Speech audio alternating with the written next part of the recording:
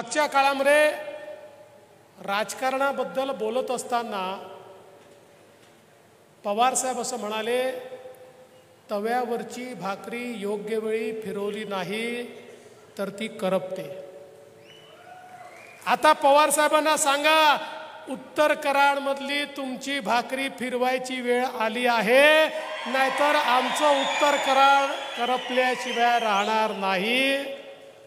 त्यामुळे आता पवार साहेबांनी दिलेला मंत्र उत्तर कराड जगणार आहे आणि भाकरी फिरवून मनोज दादाला मुंबईच्या विधानसभेत पोहोचवणार आहे. खरं म्हणजे कराडची भूमी ही खऱ्या अर्थानं एक अतिशय ऐतिहासिक अशा प्रकारची भूमी आहे. एक मोठा इतिहास आहे. या इतिहासात महाराष्ट्राची जडणघडण आहे.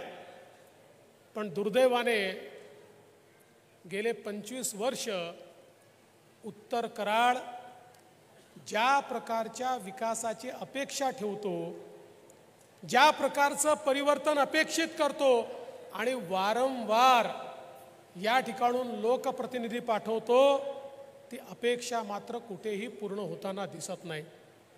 खरं म्हणजे याच्याकरता गेल्या 2 निवडणुका कोणी जबाबदार असेल तर ते तुम्ही नाही, आम्हीच जबाबदार होतो. तुमच्या मनात परिवर्तन होतं, पण तुमच्या परिवर्तनाचा एक केंद्रबिंदू आम्ही तयार करू शकलो नाही आणि म्हणून परिवर्तन घडलं नाही. दोन्ही निवडणुका आमचे मनोज दादा आणि धैर्यशील दादा एकमेकासमोर आले आणि त्यामुळे तिसऱ्याचा फायदा झाला. आणि म्हणून तुमचं सातत्याने म्हणणं होतं, आम्हाला परिवर्तन घडवायचं आहे, पण तुम्हीच काही करत नाही, तुम्हीच लोक एकत्रित येत नाही, तुम्हीच कोणाला एकत्रित आणत नाही. आणि म्हणून यावेळेस निवडणुका जाहीर झाल्यानंतर मी या ठिकाणी मनोज दादा असतील, धैर्यशील दादा असतील, रामकृष्ण वेताळजी असतील, सगळ्यांना एकत्रित केलं आणि त्यांना सांगितलं, तुम्हाला खरंच परिवर्तन हवं आहे का? ते म्हणाले हवं आहे. मग म्हटलं कोणाला तरी त्याग करावा लागेल आणि एकाला पुढे न्यावं लागेल. आणि मला मनापासून आनंद आहे की सगळ्यांनी मिळून ठरवलं की ठीक आहे, आम्ही त्याग करतो, मनोज दादाला पुढे नेऊ आणि त्याला या ठिकाणी परिवर्तनाचा चेहरा करू. मनोज दादा घोरपडे आता केवळ उमेदवार नाही आहे, या उत्तर कराडच्या जबरदस्त परिवर्तनाचा चेहरा हा मनोज दादा घोरपडे या ठिकाणी आहे. आज आपण पाहू शकतो, जयाभाऊंनी सांगितलं, ही गोष्ट खरी आहे.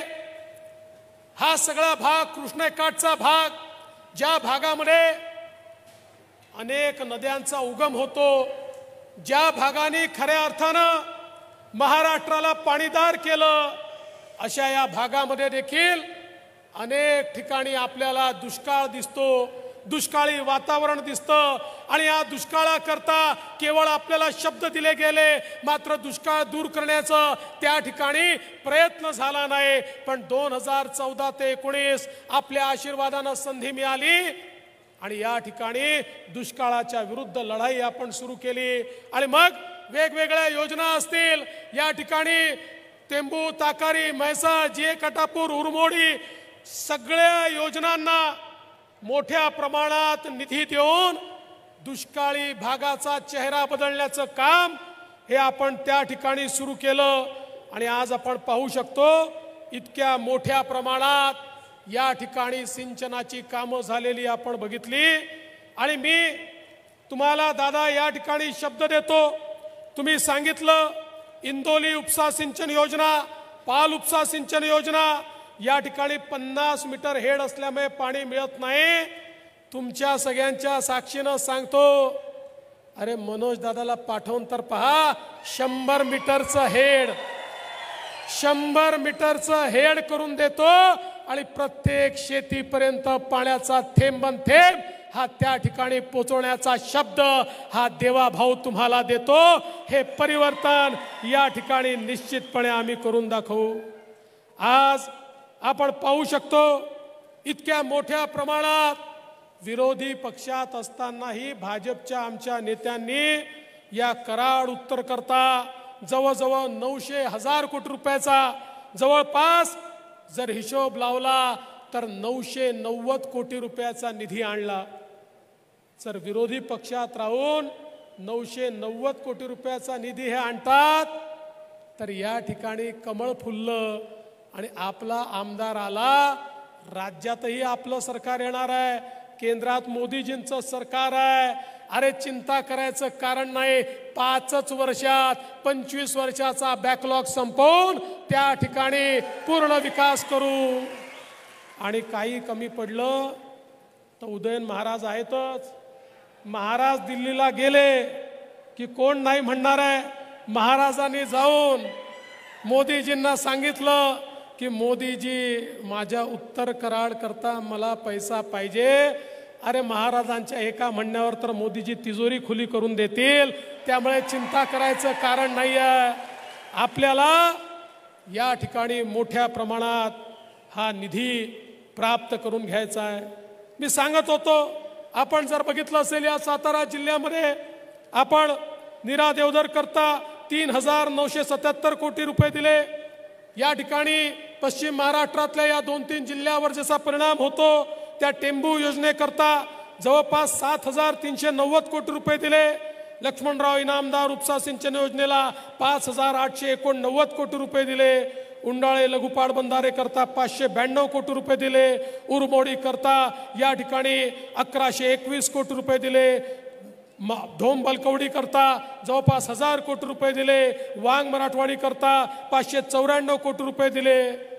म्हणजे आपण जर हिशोब लावला तर जवळपास 5 ते 7,000 कोटी रुपये, 10,000 कोटी रुपये हे केवळ या जिल्ह्यातल्या सिंचन योजनांकरता आपल्या सरकारने दिलेले आहेत। आणि म्हणून आपण कुठेही विकासामध्ये मागे नाही, पण केवळ विकास करून आपण थांबलो नाही तर शेतकऱ्यांचा विचार हा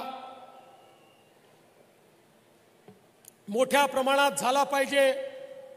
आपल्या समोर स्वप्न होतं आणि म्हणून आपण निर्णय केला, आमच्या शेतकऱ्यांना वीज बिल माफ करण्याचा निर्णय आपल्या सरकारने घेतला। तुम्ही आता शेतकऱ्यांना विचारा, त्यांना बिल येत नाही, 000चं बिल येतं। कारण महिन्याचं 3 महिन्याचं जे शेतकऱ्यांचं बिल आहे ते आता सरकारने भरण्याचा निर्णय घेतला। यापुढे 5 वर्षापर्यंत आमच्या शेतकऱ्यांना विजेचं बिल येणार नाही, ही तजवीज आपल्या सरकारने या ठिकाणी केली। आणि एवढंच नाही, 14,000 मेगावॅट आता सौर वीज निर्मिती आपण सुरू केली आहे।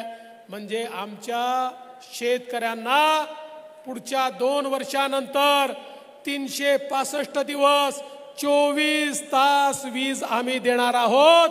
त्यांना त्या ठिकाणी रात्री शेतामध्ये जाऊन काम करण्याची गरज पडणार नाही। आपल्याला माहिती आहे, शेतकऱ्यांच्या पाठीशी उभं राहणारं सरकार आहे।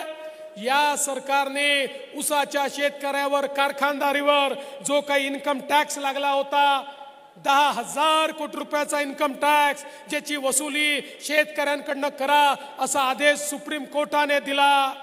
अरे किती वेळा शरद पवार साहेब महाविकास आघाडीच्या काळात किंवा त्या UPAच्या काळात पंतप्रधानांपर्यंत डेलिगेशन घेऊन जायचे, 10,000 कोटी रद्द करा, 10,000 कोटी रद्द करा, हात हलवत वापस यायचे।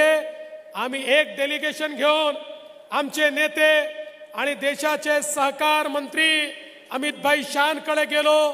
त्यांनी आमचं म्हणणं प्रधानमंत्री महोदयांपुढे मांडलं आणि एका झटक्यामध्ये 10,000 कोटी रुपयाचा इन्कम टॅक्स नेहमी करता माफ करण्याचं काम हे मोदी सरकारने करून दाखवलं। आता माझ्या शेतकऱ्याला जर एखाद्या कारखान्याने जास्त भाव दिला तर इन्कम टॅक्स लागणार नाही, अशा प्रकारची दुरुस्ती ही मोदी साहेबांनी या ठिकाणी करून दिली। आज आपण पाहतोय, कालच आपण आपल्या वचननाम्याची 10 कलमं या ठिकाणी घोषित केली आणि त्याच्यामध्ये आपल्या मुख्यमंत्र्यांनी घोषणा केली, पुन्हा तुमच्या आशीर्वादानं आपलं सरकार आलं तर शेतकऱ्यांची कर्जमाफी देखील या ठिकाणी आपलं सरकार करणार आहे। हा शब्द आपल्या सरकारने या ठिकाणी दिलेला आहे। आज आमच्या बहिणींकरता वेगवेगळ्या योजना आपल्या सरकारने आणल्या।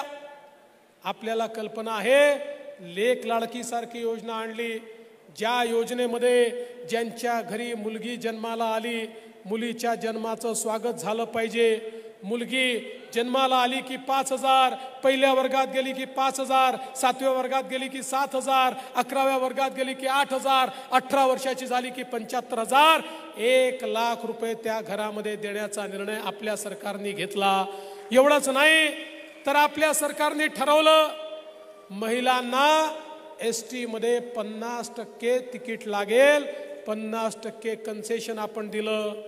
जेव्हा आम्ही कन्सेशन दिलं एसटीचे लोक आले, म्हणाले एसटीचा बट्ट्याबोळ होईल, एसटी नुकसानीत जाईल, निर्णय घेऊ नका। आम्ही सांगितलं निर्णय घेऊ, तुम्हाला अडचणत आली तर पैसे देऊ। महिन्याभरापूर्वी ते पुन्हा आले, म्हणाले काय उत्तम निर्णय घेतला, तुमच्या निर्णयामुळे इतक्या महिला प्रवास करायला लागल्या की नुकसानीत असलेली आमची एसटी नफ्यामध्ये त्या ठिकाणी आली, आता योजना बंद करू नका। मग मी जरा माहिती घेतली तर माझ्या लक्षात आलं आता आमच्या बहिणी आमच्या दाजींना सांगतात तुम्ही घरी बसा, मीच तालुक्याला आणि जिल्ह्याला जाऊन येते, तुम्ही गेले की डबल पैसे खर्च होतात, त्या ठिकाणी व्यसन बिसन तुम्ही करता, पान तंबाखू काय काय खाता, त्यामुळे मी गेली तर घरचे पैसे वाचतात। आमच्या बहिणी आता बाहेर पडलेल्या आहेत, अशा प्रकारची योजना आपण त्यांच्याकरता सुरू केली। एवढंच नाही तर आपण आपल्या मुलींकरता उच्च शिक्षण आता मोफत केलं। 1 लाख असो, 2 लाख असो, 4 लाख असो, सगळी फी राज्य सरकार भरताय। कारण आमच्या लक्षात आलं की सामान्य माणसाच्या घरात 2 मुलं असले तर आई बाप मुलाला शिकवतात आणि मुलीला सांगतात बाई तुला शिकवण्याची ऐपत नाही आहे, तू आता घरी बस, तुझं लग्नच करायचं आहे, तुला शिक्षण देण्याकरता आमच्याजवळ पैसे नाही आहेत। पण आम्ही सांगितलं आता चिंता करू नका, मुलीला शिकवायला तुमच्याकडे पैसे नसतील पण मुलीचे मामा हे त्या ठिकाणी मुंबईच्या मंत्रालयात बसले आहेत, मुलींचे पैसे फीचे ते भरतील आणि आज मुलींचं मोफत शिक्षण आपण सुरू केलं। आणि एवढंच नाही तर आपण लाडकी बहीण योजना सुरू केली। लाडकी बहीण योजनेच्या अंतर्गत महिलांना वर्षाला 18,000 रुपये, महिन्याला 1,500 रुपये आपण द्यायला सुरुवात केली। आमचे महाविकास आघाडीचे नौटंकीबाज लोक पहिल्यांदा म्हणाले पैसाच मिळणार नाही, मग पैसा मिळायला लागल्यावर म्हणाले तो बँकेतनच निघणार नाही, मग हे सगळं झाल्यानंतर म्हणाले योजनाच बंद होईल। मला सांगताना या ठिकाणी अतिशय दुःख होतं। बहिणींनो, जसे आम्ही तुमचे लाडके भाऊ आहोत ना, तसे महाविकास आघाडीवाले तुमचे सावत्र भाऊ आहेत। हे सावत्र भाऊ हायकोर्टामध्ये गेले, हायकोर्टामध्ये यांनी केस केली लाडकी बहीण योजना बंद करून टाका, या ठिकाणी मुलींच्या मोफत शिक्षणाची योजना बंद करून टाका, या ठिकाणी लेक लाडकी योजना बंद करून टाका। पण काळजी करू नका, तुमचे सख्खे भाऊ बसलेले आहेत। आम्ही सगळ्यांनी मिळून कोर्टात असा लढा दिला, कोर्टाने स्थगिती द्यायला नकार दिला आणि आपली लाडकी बहीण योजना सुखरूपपणे या ठिकाणी सुरू आहे।